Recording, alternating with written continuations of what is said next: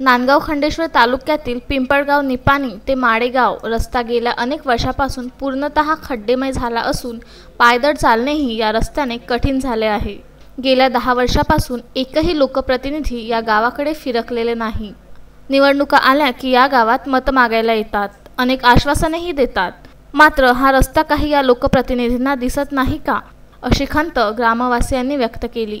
लोकप्रतिनिधी व प्रशासकीय व्यवस्थेने या रस्त्यांच्या दुरुस्तीकडे गेली कित्येक वर्ष दुर्लक्ष केल्याने सामान्य जनतेला अनेक यातना सहन कराव्या लागत आहे।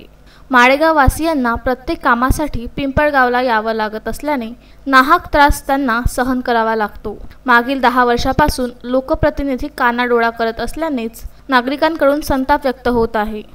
या रस्त्याची त्वरित दुरुस्ती न केल्यास तीव्र आंदोलनाचा इशाराही या ग्रामस्थांनी दिला आहे। माडेगाव आम्ही या रस्त्याची वारंवार कंप्लीट करून या रस्त्याची सुधारणा काही झाली नाही, कारण आम्ही देशमुख साहेबांना जनता दरबारमध्ये विचारलं होते आमदाराच्या, तर ते म्हणे की या रोडचा जो शासनाचा एरिस नंबर असते हा नंबरच नाही या रोडले।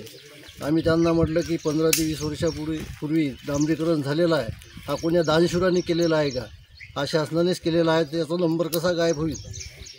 तरी ते म्हणत होते की माझी आमदारांनी काही याच्यात गडबड केलेली दिसते त्यामुळे म्हटलं आम्ही या आमदारांना मागणी केली नवीन प्रतापदादांना की हे म्हणे आपण पाहू म्हणे या नंबरचं काय ते। तर त्यामुळे आता 1-2 महिन्यात या कोरोनाच्या गडबडीमुळे रोडचं सध्या काम थकीत आहे।